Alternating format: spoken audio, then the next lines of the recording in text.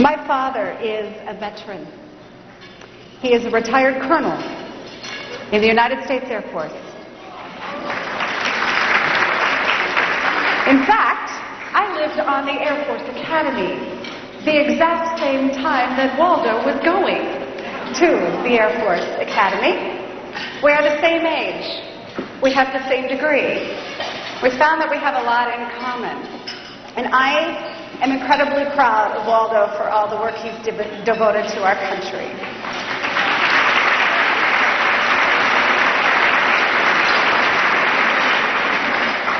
And I'm also very proud of my daddykins, that's what I call him, for the years of service that he's given to our country.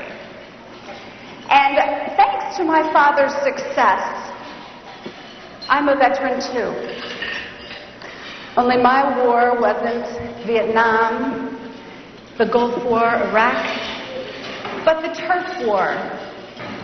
And I hated every single one of them.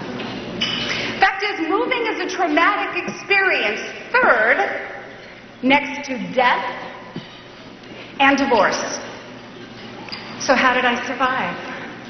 Well, I learned to take control of what I could.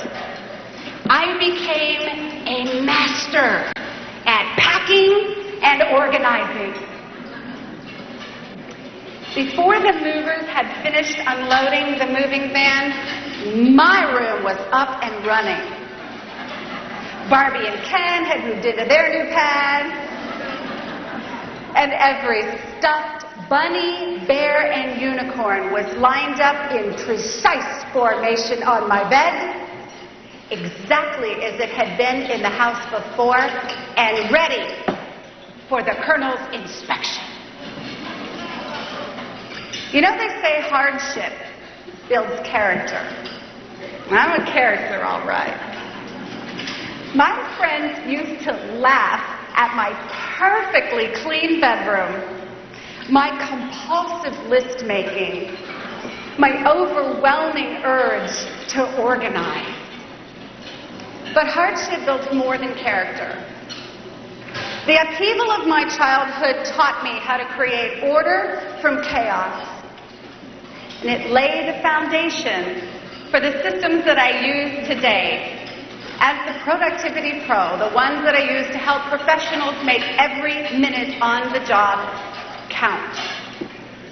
And I know it is so hard to talk about productivity today. People are saying, why in the world would I want to be more productive? I'm already working as hard as I can. And in this world of do more with less, it is really hard to focus on productivity when we're all suffering from a case of the overs. Overworked, overscheduled, overcommitted, overstressed, overwhelmed, over it. But the good news is that productivity is not the enemy. A lack of focus is. When you clearly define what your priorities are and focus on them, you are able to accomplish your goals sooner. And when you perform at your peak, you're able to leave the office on time, every time. And in order to do this, I'd like to offer some strategies. 3 simple time management techniques. First, I want to talk about moving a mountain. Growing up on the Air Force Academy at the base of Colorado Springs, I woke up to see Pikes Peak every day.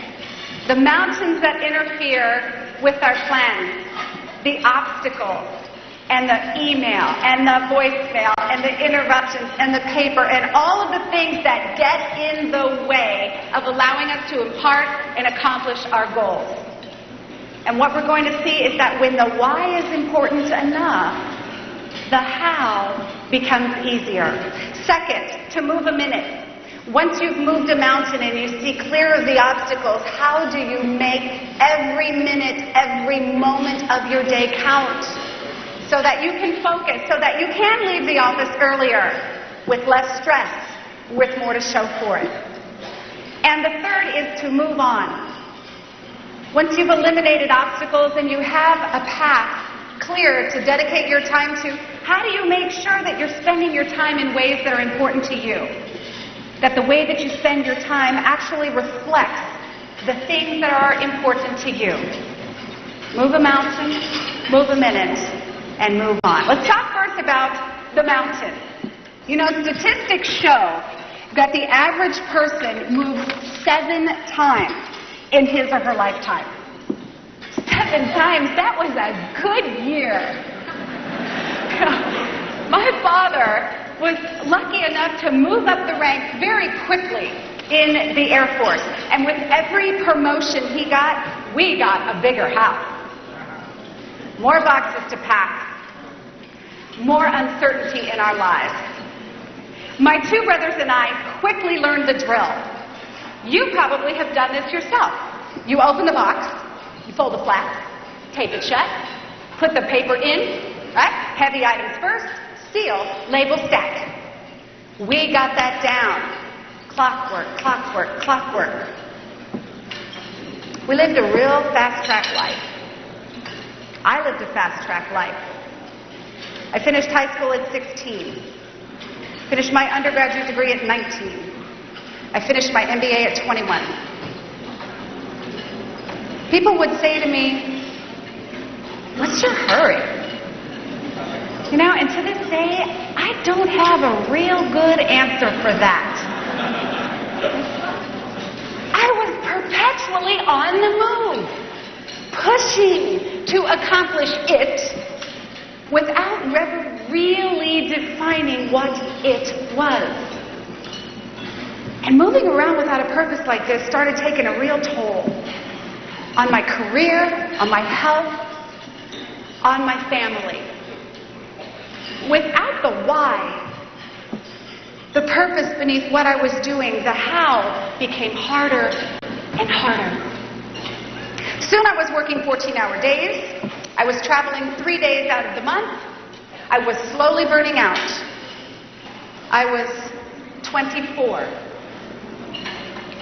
And without having a focus in my life, things very soon got out of control. So I knew that I needed to move a mountain. For me, it was my blind pursuit of success, an overwhelming sense of obligation, my deeply held fear of failure. They didn't have a place in my life, and it took me a long time to figure out how to pack them up, how to label them appropriately, and how to move them out of my life.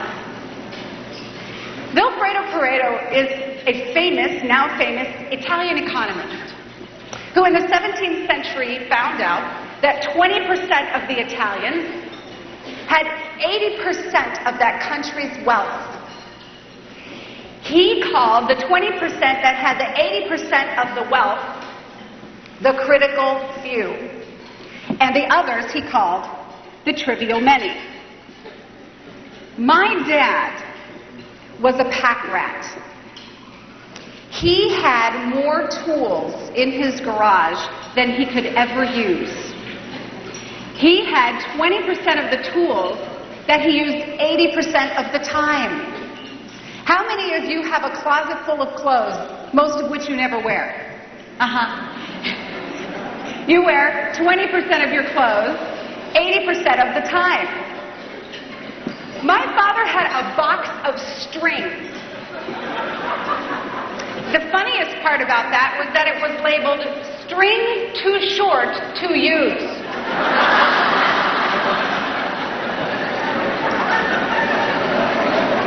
He would wash Ziploc bags. Anyone? You still do? Save tin foil. He would say things like, "Eat everything on your plate, sweetheart, because the poor children are starving." And the funny thing about every time we packed, we'd have the boxes lined up in precise formation, ready to be moved out of the house, still taped shut from the previous move. My father used to put a moving sticker on each box. There was a moving sticker this high on a few of those boxes. I said, "Daddy, kids, why don't we just put those out of the trash?" "Don't touch those boxes, Laura. There are important tools in there I'll need at the next house." whatever. So we move those boxes around with us. And so many of us today in our work are moving boxes of stuff around. We have papers that we've never even looked at. Do you have files that you don't even have the foggiest idea what's in there? A pile of paper you haven't even looked at in a year.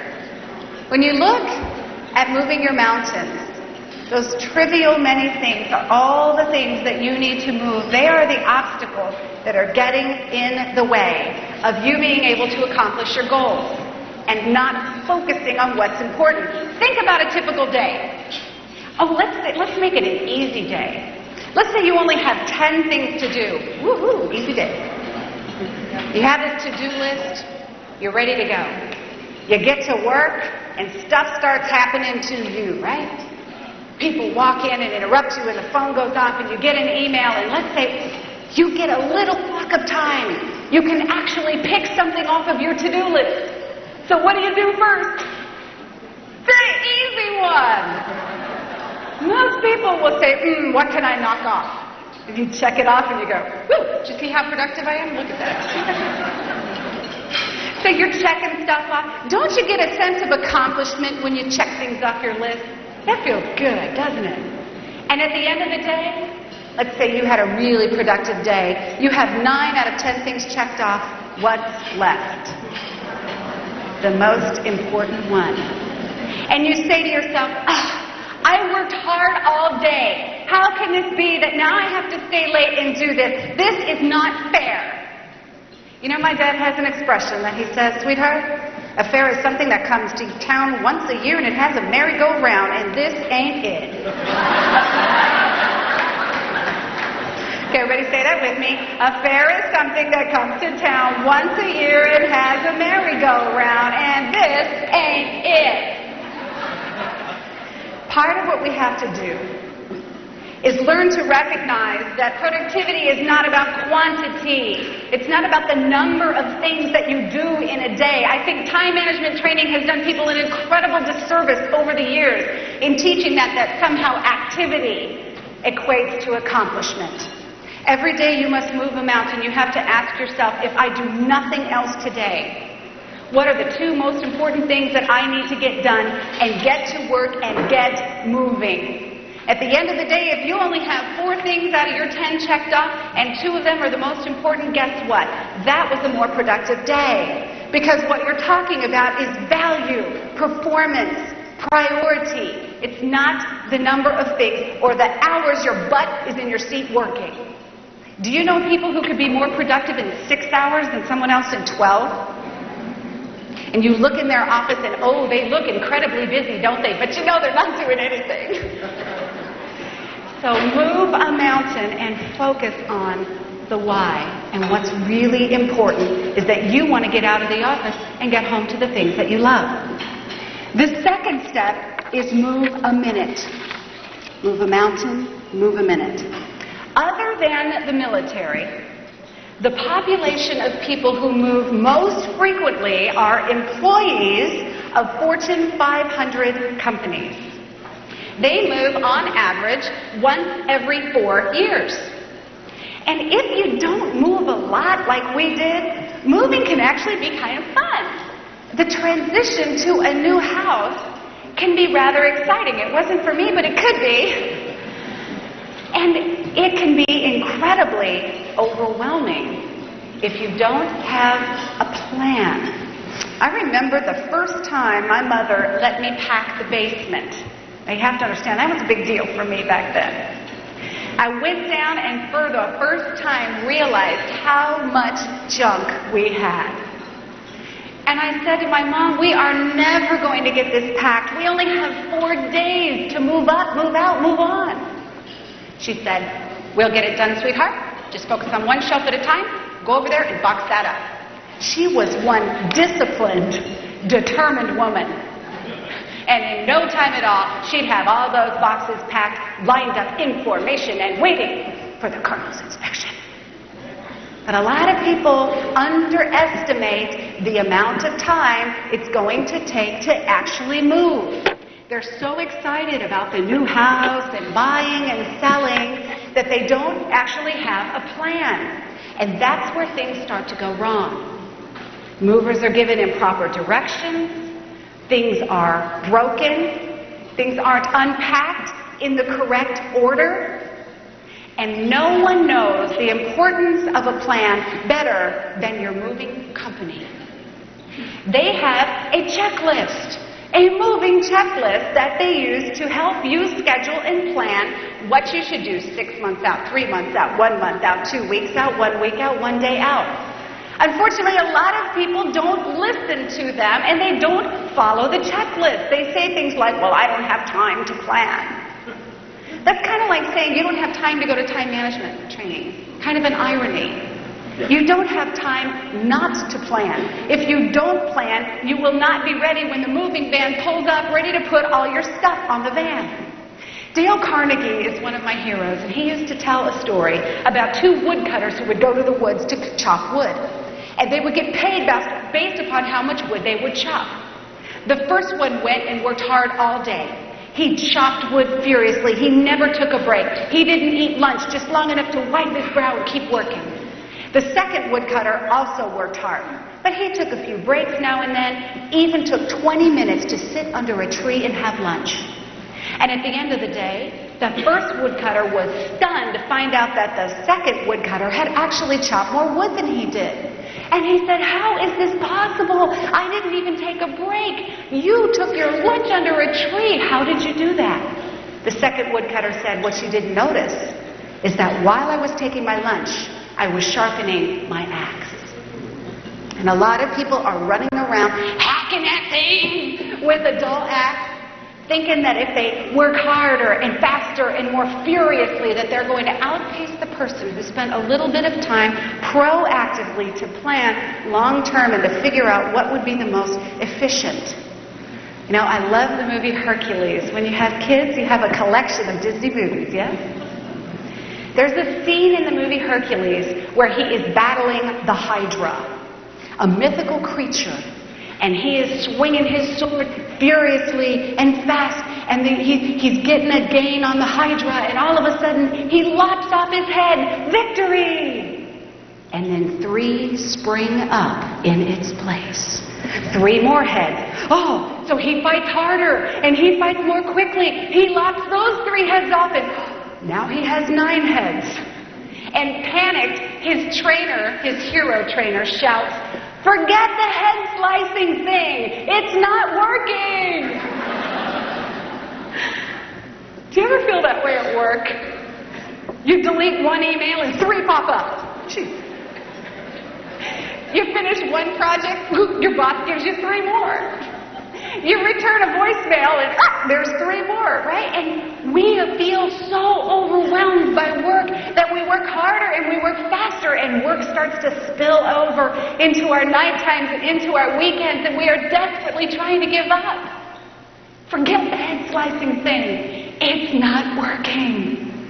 If you had a 30-hour day, would that help? Would you get so much more done? Would your 30-hour day soon become just as busy as your 24-hour day is now? You'd probably just fill it up. There'd always be more projects to start and people to see and places to go and calls to make. So the reality of time is that there will never, ever be enough time. You will never finish. And for a lot of people, that's really good news. Because I really believe there is time to do the things that are truly important. And the hard thing is to figure out, what do you do with the rest? How do you delegate, simplify, streamline, eliminate? Have you ever asked the question, if I didn't do this task, would anybody notice? That's a darn good question. So moving a minute means when you have moved the mountain and now you are focused on your high priority task, how can you ensure that you stick there? If someone comes in and they say, hey, got a minute? Do they really mean 1? That's like a 10-minute interruption right there.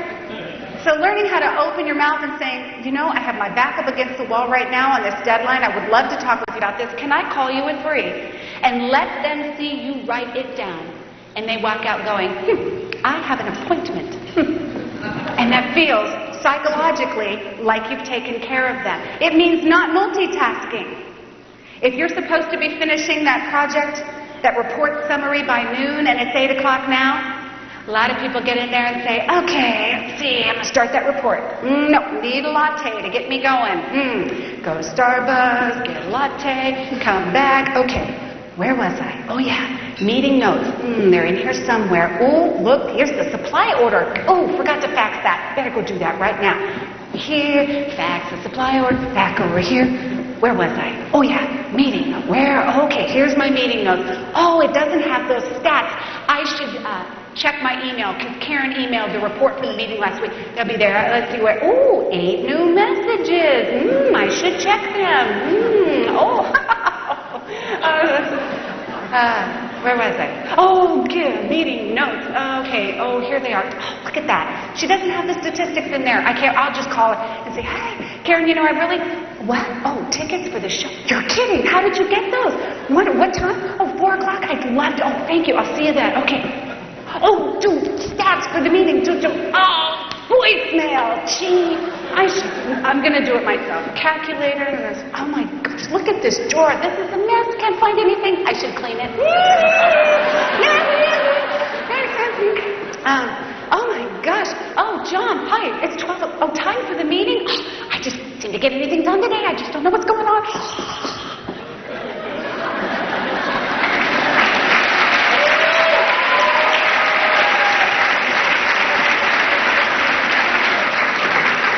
Does that look familiar? We're just like these little butterflies. Flip, flip, flip, flip, flip, flip. Does anybody have a bunch of half-done projects all over their desk? Yeah. Instead of being a butterfly, during the day you have to think of yourself like a postage stamp. You're going to stick to one thing till you get there. You come in the morning and you have your latte. You know where your notes are, you get started, you see the email, nope, do those later. Someone comes in, whoop, need to talk to you at 3 o'clock, keep doing that. Oop, where are the notes? Hey, Karen, talk to you later about the show. Thank you, here we go. Okay, and then, have you ever noticed that once you get that important task done, the rest of the day just feels so much better? Have you ever noticed how freeing that is to have that sense? So move a minute. Make sure when you've moved the mountains that you are now focused on your goals. Watch the interruptions, watch the multitasking, ensure that you are making every minute, every moment count. And the third part of this strategy is move on. Move on with your plans so that you can create the life that you want and ensure that your time is spent in ways that are meaningful to you. How you label a box is just as critical as how you pack it.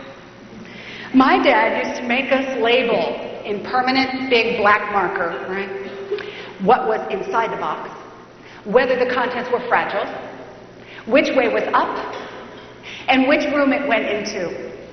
And he was right. Moving companies will tell you that a properly labeled box has much better odds of arriving undamaged and getting into the right room. But a lot of people don't label them correctly, and I wonder if that's because they have a hard time even figuring out what goes where or what's in what room. It's very hard to pack and very hard to label if you can't separate the treasure from the trash. As you can probably guess, I dislike clutter. And I dislike a lot of the excess that tends to come with it. We are a society of stuff. You get a little bit of money, you buy a little bit of stuff. Get some more money, get some more stuff. Now you have to have a bigger house to keep the stuff. You got to clean the stuff, store the stuff, maintain the stuff, move the stuff. Stuff. And when we have all this junk, it's really hard to get a handle on what it is we even have. Labels are a very important tool. For example, you could go to your closet, that one that you just admitted you don't wear all the clothes. And you could put a label on everything. Get a little slip of paper and safety pins and label every single item 1 year from today. And when you wear the item, you take off the label. And at the end of that year, it's very easy to go through and see what you have not worn. Do you have the guts? Those are the things that get packed up, labeled, and shipped out. My ex-husband got real upset when I put a label on him.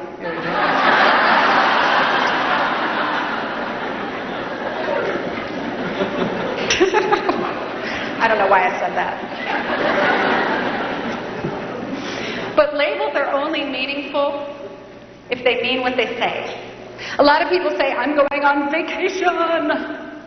They call it vacation. I was reading an article from some confused consultant about 2 months ago saying how important it is to have all this wireless technology so the office can get you 24/7 while you're on vacation. I'm thinking, duh, if they can get you, you're not on vacation. That's called telecommuting. Right? Let's call it what it really is. Vacation is recreation. It's supposed to be to recreate, to charge your batteries. It has a label and it's supposed to mean something. And I know the importance of recharging my batteries, but I didn't know it all the time. And I had to learn it the hard way. I was doing about 180 days a year on the road in 1994. And the travel was just about killing me. I had my daughter in 1995. I thought, what am I going to do? How am I going to have a career, be a mom? I know. I'll get a nanny. So I got a nanny. I stayed home for about 3 months, got a wonderful nanny named Angie. And as was my custom, I would call in at the end of the speech or seminar and check on them and see how the day went. So Megan was about 14 years old, and I was in Mansfield, Ohio, in a Holiday Inn. I will never forget the green shag carpet. And I called in, I said, hi, Angie, it's Laura. How's Megan? She said, oh, Laura, we had a wonderful day today. Megan walked today. And I'm in the Holiday Inn in Mansfield. And I remember dropping the phone and crumpling to a little shriveled heap on the floor and crying my eyes out. And saying, what am I doing? What am I doing? I had not stopped to weigh the costs. And you have to ask yourself, are the things that I'm doing in my life and the way that I'm spending my time, do those reflect the things that are really important to me? Mine weren't. So I knew right then I needed to move on. I changed careers. I moved again. I became a single mom. I checked this label and it hadn't been used in a year. Oh, sorry.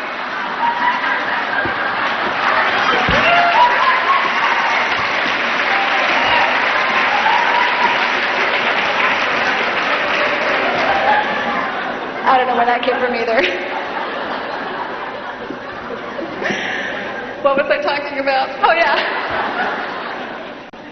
My friends thought I was nuts. My mother thought I was nuts. You know, how are you going to do this? You can't be a single mom. How are you ever going to make any money? And I stopped worrying so much about the quantity of the money that I was making and worried more about the quality of the time that I was spending with Megan. I was still concerned about success, just a different kind of success. And what I've recognized is that we as professionals have so much passion for our work and for our families and personal lives. And that's why I wrote Leave the Office earlier. I want to teach people, it is my passion to show them how to be productive during the day so they get the work done in less time so they can get earlier and go home to their lives. I really do think you can have both if you move on and you focus on the why. And what's behind the reason that you are being so productive at work? Guess what? You either have to pay now or you have to pay later. And my hope for you is that you don't have to pay later like I did. What are the things that you can change? What are the things that if you keep spending your time the way you're spending it now, you are going to end up with at the end of your life saying, gee, I wish I would have done this. Don't let those things go on. Move on. You know, when you move from one house into another, a lot can go wrong. Things can get damaged, dropped, and lost. And so moving companies have an important document they call the Bill of Lading. It is the contract that specifies the terms and the conditions of your move. It is also your receipt for all of the things that the moving company is hauling in your behalf. And a lot of people don't spend time going through the bill of lading because they are in such a hurry to get out of there. But I remember my father double-checking, triple-checking everything on the bill of lading. And he used to say to me, "Sweetheart, anything worth doing is worth doing right." And I don't always agree with that today, but I did back then. And the bill of lading still doesn't offer any guarantees. Things still get dropped, damaged, and lost. There are no guarantees. But what it does provide is peace of mind. It says, "I have done everything I can." Have you done everything you can? Has anybody ever had a Krispy Kreme donut? Oh, those are like a religion down here, isn't it? You know, we never used to have Krispy Kreme donuts in Denver, Colorado, where I'm from, till a year ago. The first one opened up in Colorado, 5 minutes from where I live. And I was able to witness the frenzy that ensued. People who were too impatient to wait in line for the microwave were waiting in 3-hour lines. They had to hire off-duty police officers. It was insane, just to patrol the parking lot and the drive-thru. People were driving hours from other cities in Colorado it was nuts. I'm thinking I should do some field research. I didn't really want one. I just needed to do some productivity research. So I waited for a month until the line died down to about a 1-hour wait. And I made my move and I got in line. Well, after you wait for an hour, you're not just going to buy one, right? I bought a whole box and sat there and ate 6 in the car. Those are not donuts. I don't know what those are. Oh, man. It's like a moth to a flame now. You know, I see that red light. I'm like, fly by. What I learned about Krispy Kreme and why I love them so much is I've learned that Krispy Kreme is health food. Not personal health. That's like you're fat for a year right there. But emotional health. It's comfort food.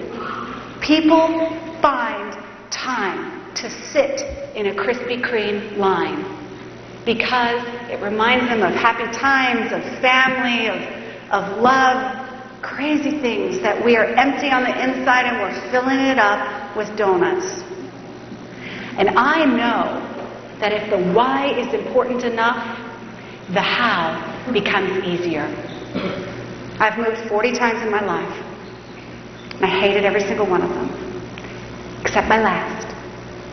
Because it took me to the new house and the new life that I have now. I've been in my house now 5 years. A record.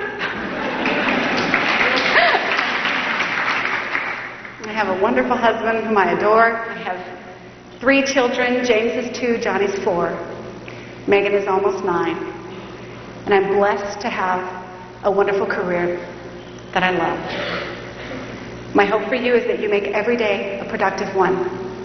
And may your next move be joyous. Thank you.